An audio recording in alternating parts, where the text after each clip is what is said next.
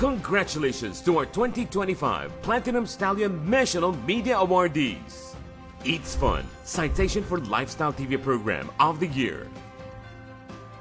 PTV Sports, Citation for TV Sports Program of the Year.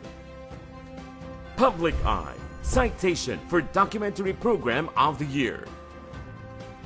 Is Schoolmates, Youth-Oriented Program of the Year. And Rise and Shine Pilipinas, Best Morning News Program of the Year.